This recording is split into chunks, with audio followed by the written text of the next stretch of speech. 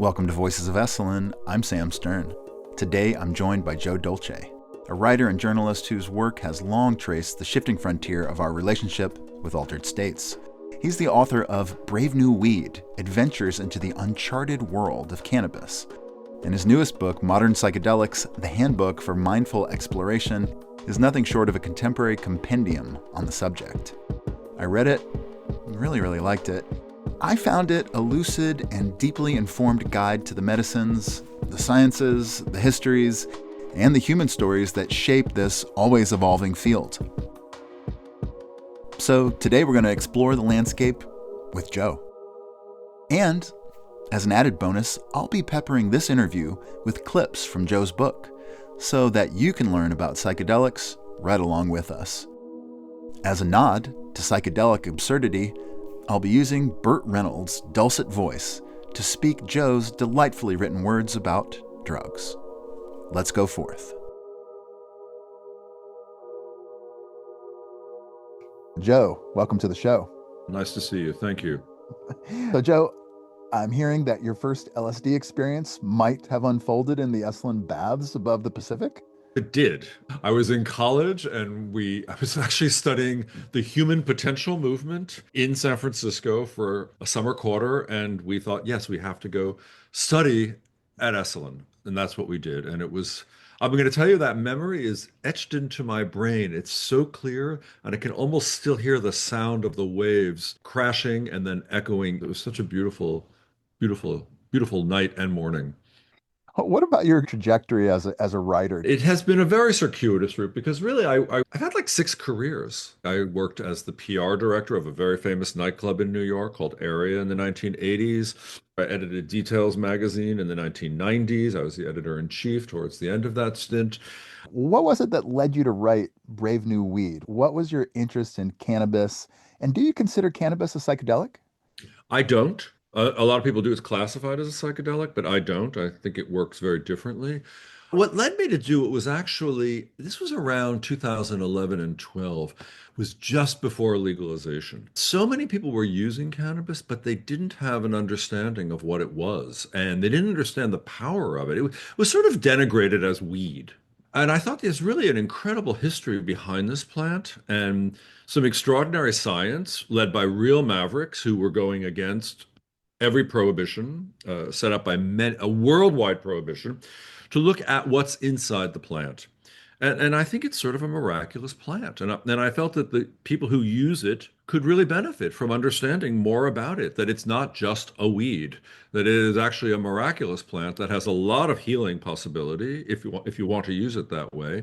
What parallels or divergences do you see between the cultural normalization of cannabis, which we're sort of at that point now, and the more complex project of integrating psychedelics into society today? I'm a bit disappointed by the legalization of cannabis. It did not go as I expected. I did not expect it to be a purely for-profit enterprise, which it has become. I did not expect regulation to be so onerous on growers. I didn't expect a lot of the regulators to go back on some of the promises they made to the old school people, especially in California. So I'm very sad about that. And I think it has turned into we are very good in capitalism at turning everything into a commodity.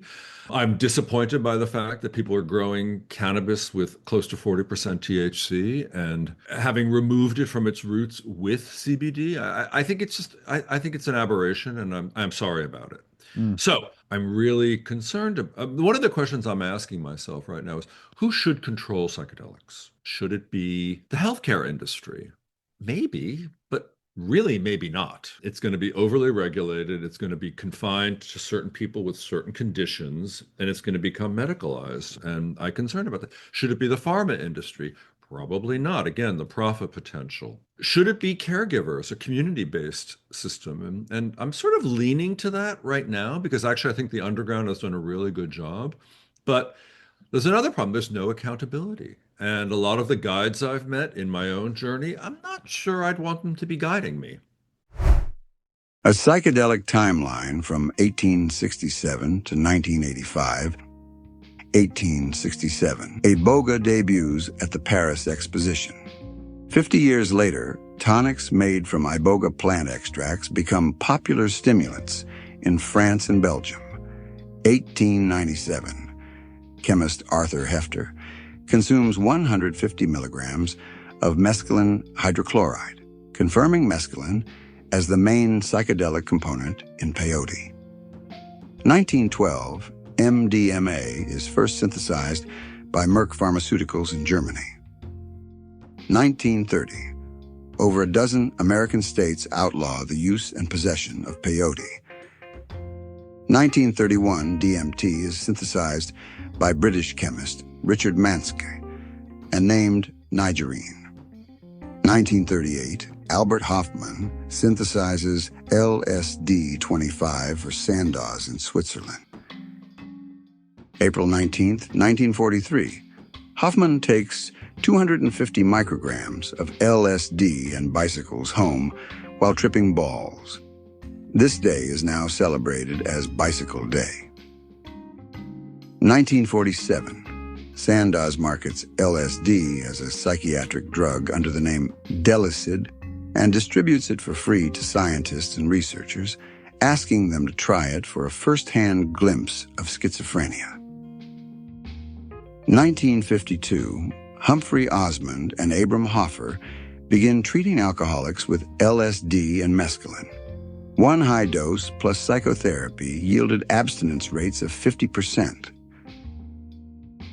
1953, the CIA launches MKUltra, in which thousands of U.S. citizens are given LSD without their knowledge. 1954, Aldous Huxley publishes The Doors of Perception, in which he describes his experience with mescaline. 1955, R. Gordon Wasson and Alan Richardson are the first Americans to ingest mushrooms in a ceremony led by Maria Sabina in Oaxaca, Mexico. 1956, Hungarian chemist Stephen Sara injects DMT and becomes the first person to describe its psychedelic properties. 1956, Humphrey Osmond coins the word psychedelic in a letter to Aldous Huxley. 1958, Albert Hofmann isolates the two active agents in mushrooms, psilocybin and silicon. 1960, Alexander Shulgin ingests 400 milligrams of mescaline sulfate for the first time and changes the direction of his life. 1962, Timothy Leary and Richard Alpert conduct Good Friday, also known as Marsh Chapel, experiment under the auspices of Walter Pahnke. 1962, Howard Lotsof tries ibogaine, and after a 33-hour trip, learns of its anti-addictive properties. 1966, Life magazine publishes the cover article, LSD, the exploding threat of the mind drug that got out of control. Sandoz recalls LSD it had previously distributed. 1967, Timothy Leary urges the crowd to turn on, tune in, drop out at a be-in held in San Francisco's Golden Gate Park.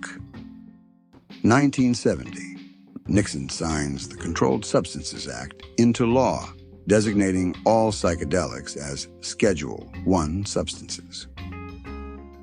1971, Ram Dass publishes Be Here Now.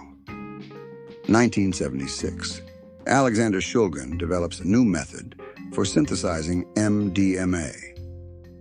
1983, Ken Nelson, under the pseudonym Albert Most, publishes a tiny print run of Bufo alvarius, the psychedelic toad of the Sonoran Desert.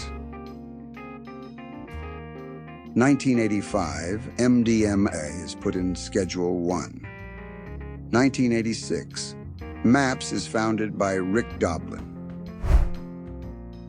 When I think about it, Sam, what I'd like to see happen is maybe 10, 20 states agree to do something, legalize, decriminalize, create programs, and that we have a monitoring system and a system of measuring what worked and what didn't work.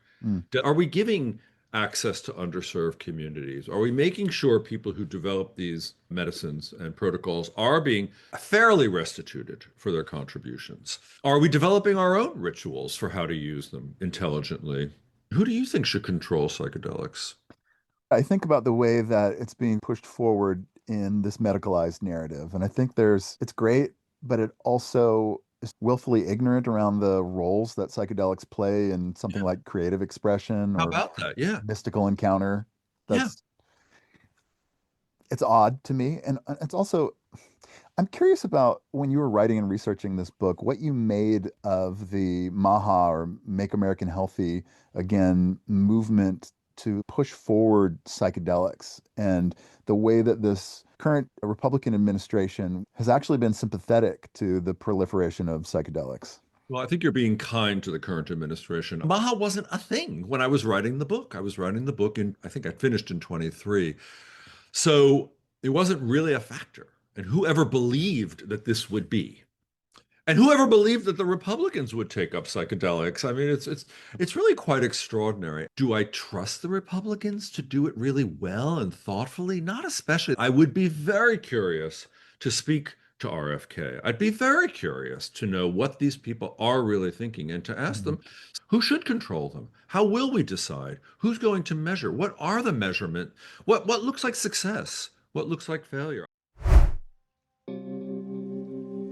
Ayahuasca, the magic drink of the Amazon. Ayahuasca is a tea brewed with any number of psychoactive plants, usually containing DMT. Though recipes vary widely, nearly all of them include the bark of a gnarled woody vine, Banisteriopsis kaapi.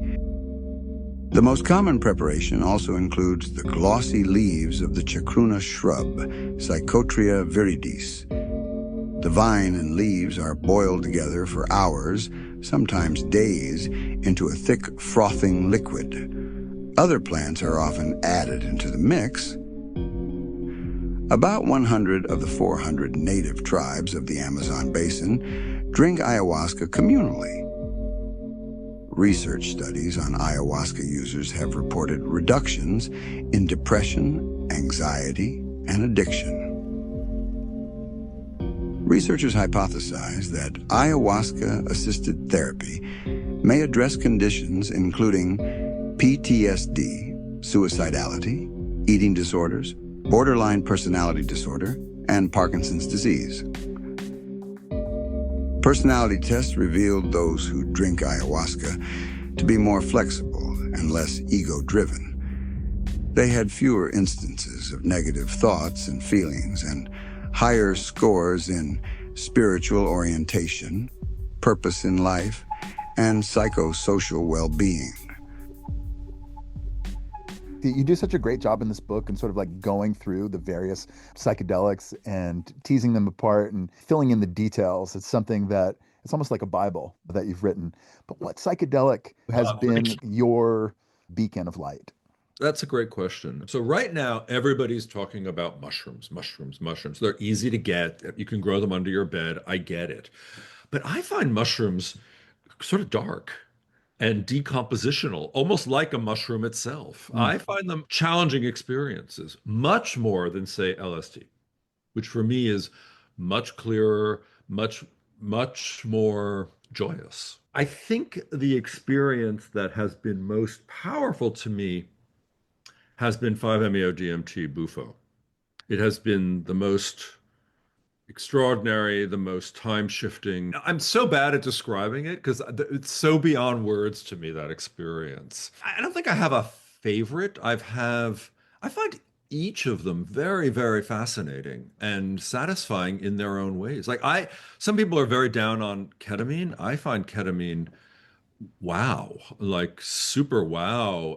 It doesn't leave me much to munch on, but for the hour it's going, it's completely transformative and transcendent to me. Ketamine is a mysterious molecule that isn't a classic psychedelic, but exhibits some fascinating psychedelic properties. Originally synthesized in 1962, it has been used as a combat zone anesthetic, a suicide interrupter, a veterinary sedative, and recreationally as a dream state inducer. Due to its approved medical applications, ketamine is listed as a Schedule III substance in the U.S. How to make K-spray, nasal, ketamine spray. Making a homemade K-spray requires a scale, an oral syringe with no needle, and an empty spray bottle. Glass is preferred to plastic. All of these can be bought online for less than $40. As far as K-spray dosing goes, an easy method is to mix 1 gram of ketamine into 8 to 10 milliliters of warm distilled water and shake it to dissolve. Assuming that each spray of your bottle delivers 10 to 15 milligrams, experiment with the following number of sprays for different effects. For a mini dose, try 1 to 2 sprays. A dancing dose is 2 to 4 sprays. A sex dose, in which you are mostly horizontal or thereabouts, is 4 to 6 sprays. A blowout dose, in which you're definitely horizontal, is 8 to 10 sprays. Of course, the potency of your dose depends on the dilution and your tolerance, so be sure to test these portions on yourself in a comfortable and safe environment first. I'm currently reading a book that has got me very interested in DMT, which is called Death by Astonishment by Andrew Gallimore. Have you read it yet? I've not. I highly recommend it. He's first of all, brilliant writer, wonderful writer. And he's the guy who's doing these extended DMT studies, like really trying to stretch it out for a couple of hours. Have you used DMT? I have. Did you find machine elves and little people talking to you? Honestly, it was so quick that all of my really, really quick psychedelic experiences, I'm just sort of left baffled. I don't take anything away from the experience. I totally get it, and it's a different thing. I may be more superficial, so I like the short ones, and I also find that time distortion in the short ones is just infinite, and I love getting lost in that. Let's talk about ego dissolution. It comes up in the writing of the book. How do you approach questions of consciousness, of identity, and transformation when you're thinking about them framed through this lens of ego dissolution? Well, I think of ego dissolution as a temporary phenomenon because when you look at a lot of people in the psychedelic movement, there's not a lot of ego dissolution. I mean, you read Timothy Leary, I got to say, the man was very interesting in many ways, but a massive egoist and a massive narcissist, okay? So what kind of ego dissolution occurred to him on a profound level? You know, I really find that the people I've studied mindfulness meditation with are much better at talking about ego dissolution than people who've used psychedelics, to be honest with you. Without doing the work to try to figure out where you are in the universe and what your ego is, I don't think it's an automatic. I think today's society is really predicated around a kind of narcissism. The food, the reward in culture today is a kind of attentional culture. Yes. So it doesn't, it's not like a fertile ground for absorbing the lessons of ego dissolution via psychedelics. In his book Blotter, The Untold Story of an Acid Medium, cultural historian Eric Davis called LSD the 20th century's most powerful technology of the sacred. Indeed, LSD catalyzed post-war 1960s culture more than any one movement in art, literature, and music.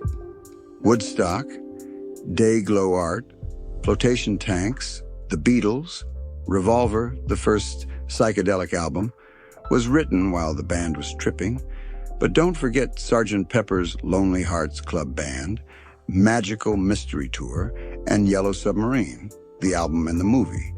Charles Mingus, the Yardbirds, Hair, The Doors, Bob Dylan, Sigmar Polk, Andreas Gursky, The Dead, The Who, Peter Max, Burning Man, Stanislav Grof, Ram Dass, Hunter S. Thompson, Allen Ginsberg, Ken Kesey, One Flew Over the Cuckoo's Nest, Easy Rider, Fear and Loathing in Las Vegas, Be Here Now, The Electric Cool, Aid Acid Test, Pablo Amaringo, Led Zeppelin, Giorgio de Chirico, Robert Crumb, Roger Dean, Brian Wilson, Pink Floyd, Henri Michaud, Ray Charles, Eric Clapton, John Coltrane, Jimi Hendrix, Gilbert Baker, creator of the LGBTQ flag, who received his rainbow vision while high on acid and glitter at a San Francisco club, and the entire insane $1 trillion plus war on drugs, which fueled the underground,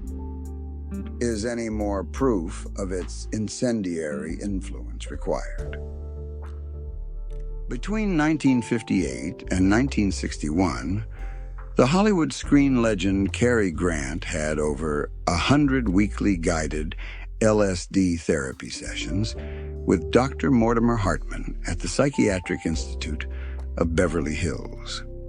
Grant was one of Hollywood's most suave leading men, but he suffered from withering insecurity and depression throughout his life. LSD, he said, saved him. It enabled him to relax his conscious controls and reach his subconscious. Grant was extremely private. He rarely spoke to the press. But after taking acid, he did an about-face and gave interviews to several magazines, Good Housekeeping among them. Overnight, 5 million readers were introduced to the phrase psychedelic therapy.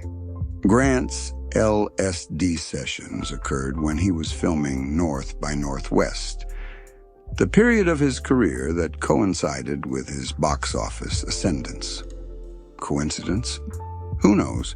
But upon his death in 1986, Grant gifted $20,000 to his psychiatrist as thanks. I'm a big believer in psychedelics and the power of transformation. But let's look at where we're at in a world. Yeah. Right? I mean, you read these studies that more people have been using psychedelics than ever before, right? We went up by 0.8% in the last year. All right.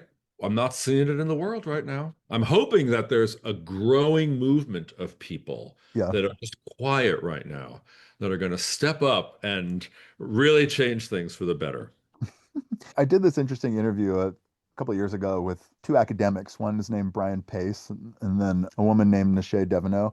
And it was about right-wing psychedelia. And it's essentially like both of them had written papers pushing back against the idea that psychedelics will push you leftward politically. And they brought up all kinds of case studies where people had become radicalized rightward after a potent mushroom trip or something like that. So it doesn't work. It doesn't work that way. I don't think it does. I mean, context matters, right? Although, again, for me, it's completely mystifying. And I think it would be worth spending some time talking to some of those people who have been pushed to the right. Like, okay, let's fill in the circle here. And that is one thing I'd like to do. So if you know anybody who wants to talk to me, please send them my way. Happy to do that. So you're not done researching and writing, even though you've finished your book? Well, I started a Substack because I thought there were still questions. I think this could be a topic that I could continue for the rest of my life. This question of control. I did not write a book about policy, right? I wrote a book about how to use these. Here's the dose. Here's the risk. I mean, it turns out to be a little subversive at the end of the day. I didn't realize I was doing anything subversive at the time. I thought this is information that we all need to know in an easy to find format. I mean, I love the Arrowwood vaults, but it's not so easy to find the information. For those who don't know about Arrowwood, could you go ahead and explain that quickly? Arrowwood was started by Fire and Earth Arrowwood, 2 lovely humans who started an online database of all psychedelic experience where you can go on and in the vaults read anybody who wants to contribute their experience, and they have dosing guides and really it's extremely thorough, and it's extremely dense, and you have to spend a lot of time in the Arrowwood vaults to really find the information, and some of the posts are old. But I wanted one simple place that you can go to in a book that tells you, yeah, here's the average dose of MDMA, and here's how you know what it is. Here's what it's going to feel like, smell like, taste like. Here's an experience that might happen, good chance that it will. And here, by the way, if you have these conditions, maybe don't take it. In 1912, Merck synthesized MDMA as a compound to help control bleeding, but it was deemed ineffective. It went unnoticed until Sasha Shulgin resynthesized it in 1976. He and his wife Anne shared it with Leo Zeff, a psychotherapist who had been using psychedelics therapeutically since 1961. Zeff was on the verge of retiring, but MDMA convinced him to change course. Over the next 8 years, he trained about 150 mostly West Coast therapists in MDMA-assisted therapy. Collectively, they administered an estimated 500,000 doses to some 4,000 patients, primarily to couples seeking therapy or to alleviate trauma. Many reported breakthroughs for conditions including depression, phobias, alexithymia, inability to describe one's emotions, and PTSD. Therapists were nervous about the government banning MDMA, so they kept mum about it. But by the early 1980s, word was out.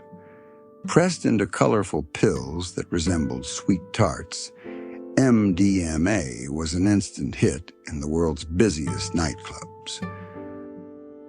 A group of investors in Texas, led by an ex-priest turned yoga/tennis instructor, smelled the profit potential of the love drug and funded a huge uptick in production and distribution.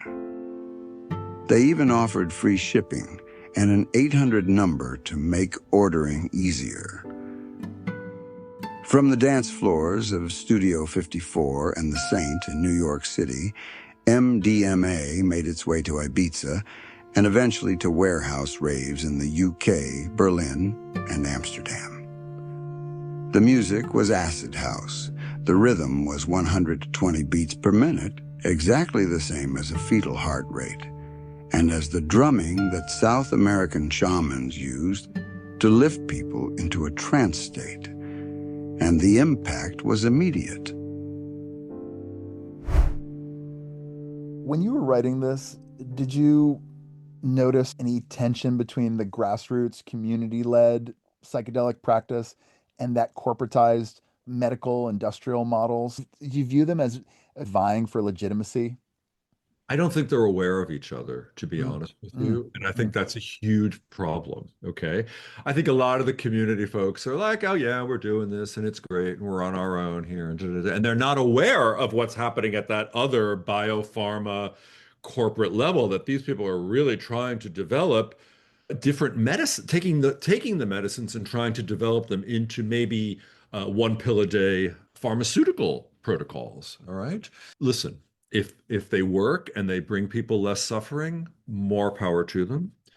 I'm a little dubious that that's going to happen anytime soon, and I'm really nervous about profiting off of these very powerful molecules, because I don't think the profit method is going to lead to the proper, when I say controls, by the way, I don't mean government controls, but I mean setting, context, good guides, experienced guides who can lead you through a difficult situation.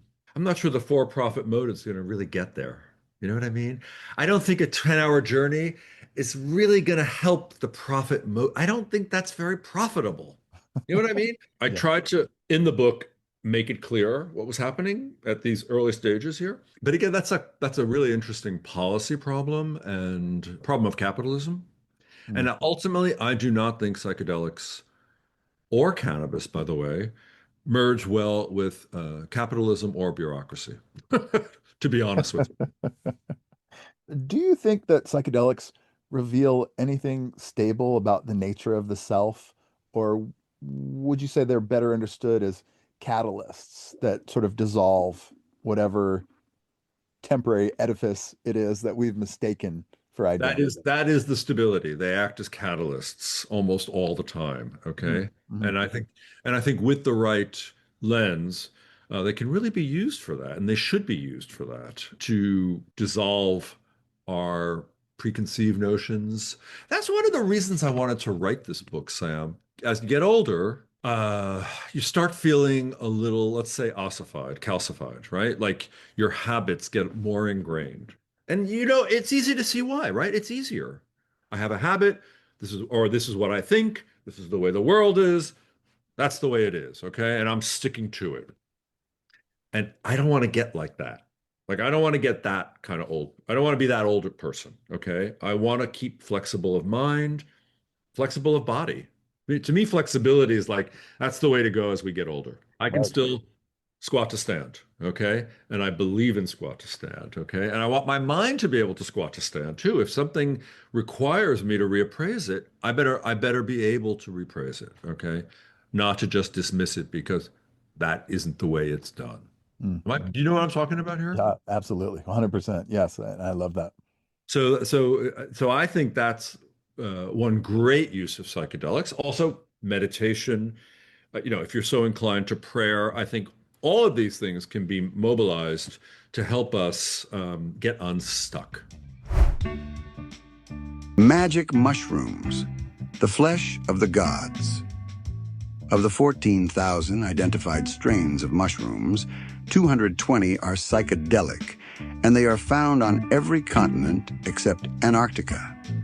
Interestingly, 1 to 2% of all mushrooms are edible, 1 to 2% are poisonous, and 1 to 2% are psychedelic. The vast majority of mushrooms will neither kill you nor thrill you.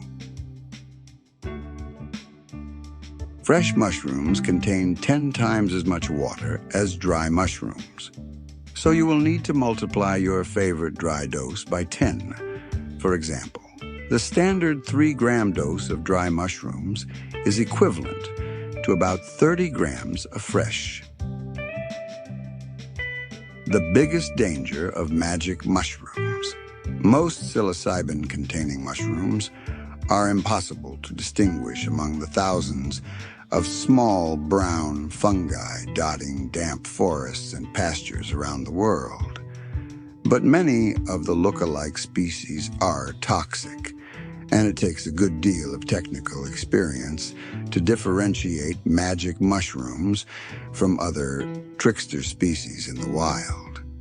If you're new to foraging, leave magic mushroom hunting to the experts, and be 110% confident in your identification skills before eating any.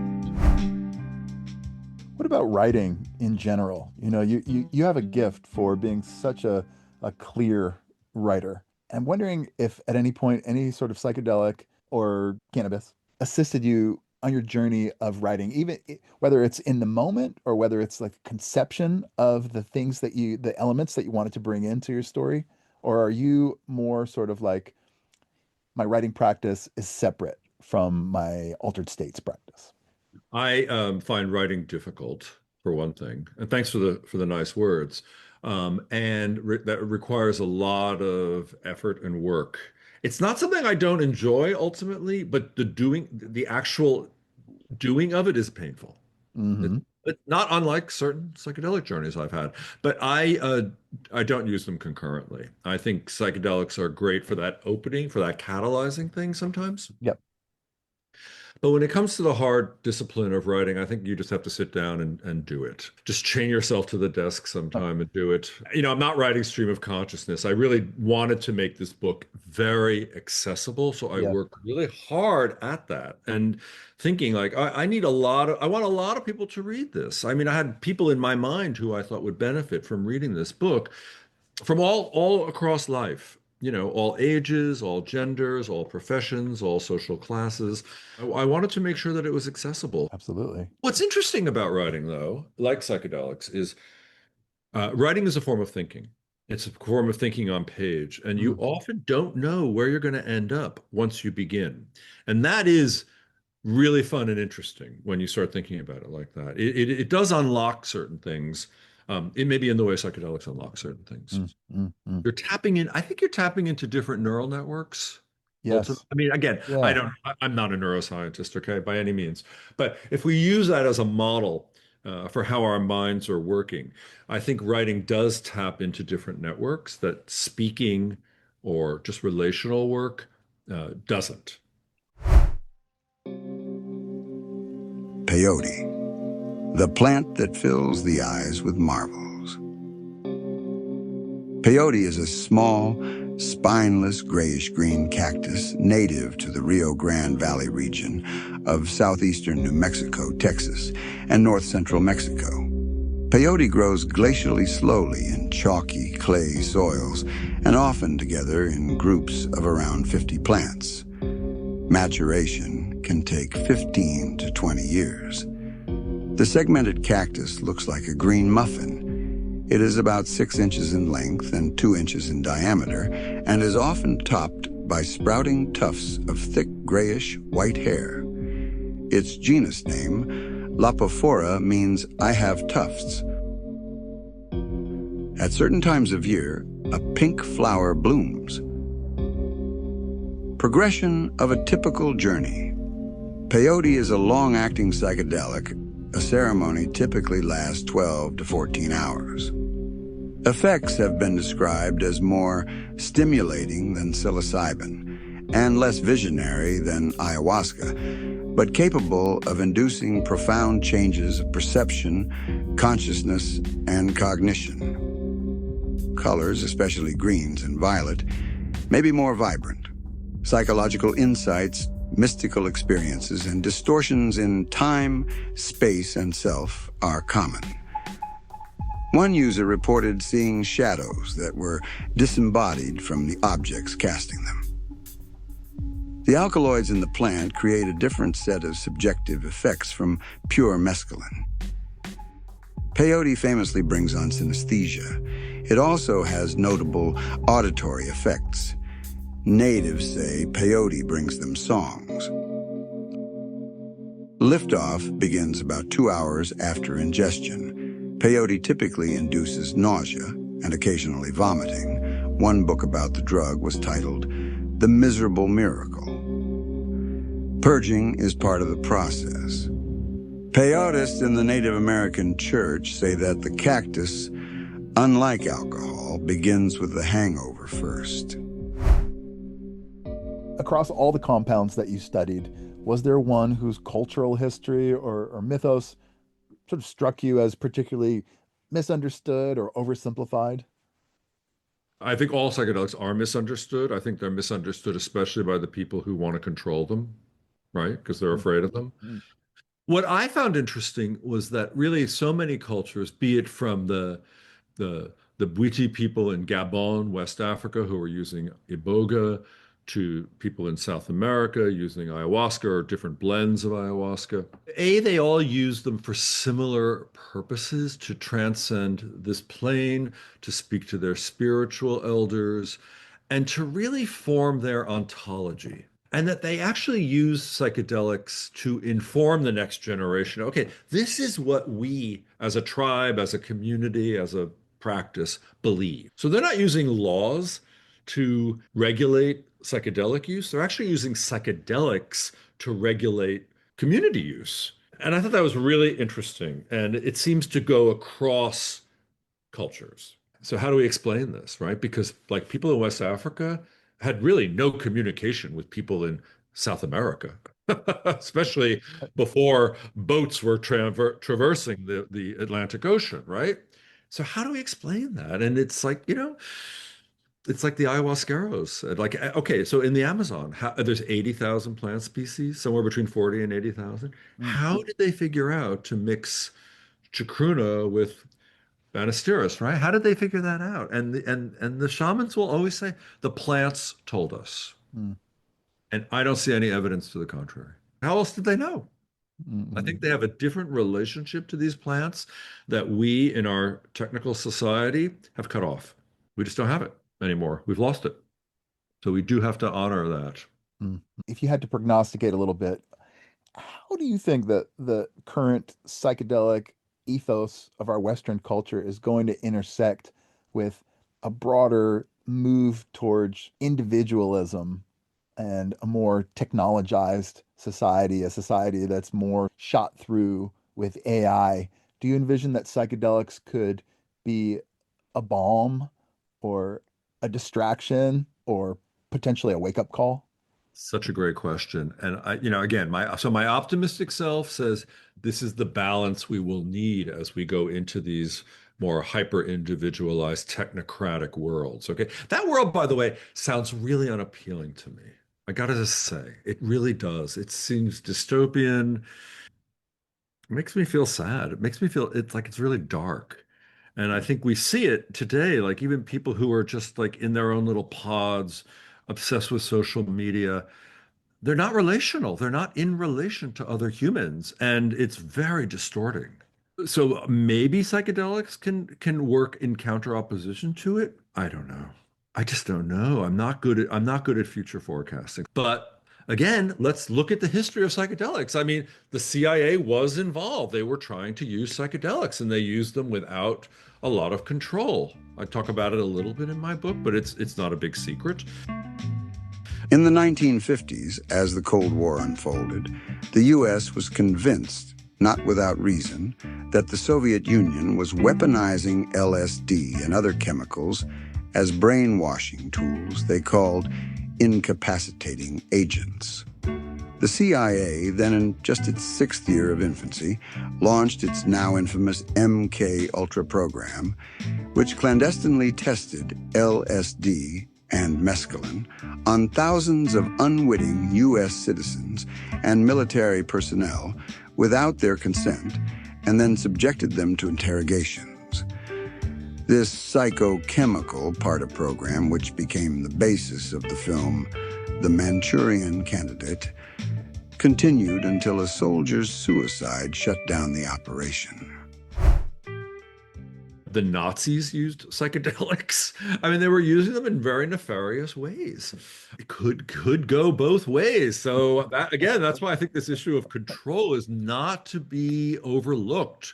And I think right now we're at a time where we should be really talking about this. Joe Dolce, your book is Modern Psychedelics, the Handbook for Mindful Exploration. I'm curious, just as a parting shot, what would you most want people to understand about this book? That we can use these things in a myriad of ways, and that we don't know everything about psychedelics, but we do know some things. And that the old expression of set and setting and context are really important. And that preparing for the journeys and coming out of them is much more important than people of my generation understood. And that is really, I think, the biggest lesson. It sounds like almost obvious information, but I know now, having written the book and talked to a lot of people, that it is not universal information at all, at all, at all, at all. So I would love people to really read that stuff, or at least know about it, or call me and talk about it. That preparation is so important, and will really not determine 100%, but really guide that journey in a powerful way, and that we can, that our inputs really can determine what we take out of it. Let me ask you the same question. You read the book. Sure. What's your big takeaway? I mean, the big takeaway for me is that it could almost constitute sort of like a friend or a trip guide. It's like if you're thinking about taking a substance, look it up in the book, check your dosage, check the history, and again, think about integration. So the real challenge with psychedelics is not just getting through that 1 hour of your ketamine journey or getting through the 8 hours of your mushroom journey. The challenge is integrating the wisdom and the lessons of that trip. So it's not just something that you're like, I know that was cool, but I really have no idea how that I'm going to use that to become a better person. I like the word metabolize also, and Yeah. as well as integrate, because it's like we have to take it in, don't we? We have to really spend that time and digest it. And that, like, sometimes it could take a long time, huh? Absolutely. Could take a lifetime. Sam, thanks for your thoughtful reading and your thoughtful questions. I really want to tell you how much I appreciate that. 100%. Thank you so much, Joe, for coming on the show. Thank you for listening to Voices of Esalen.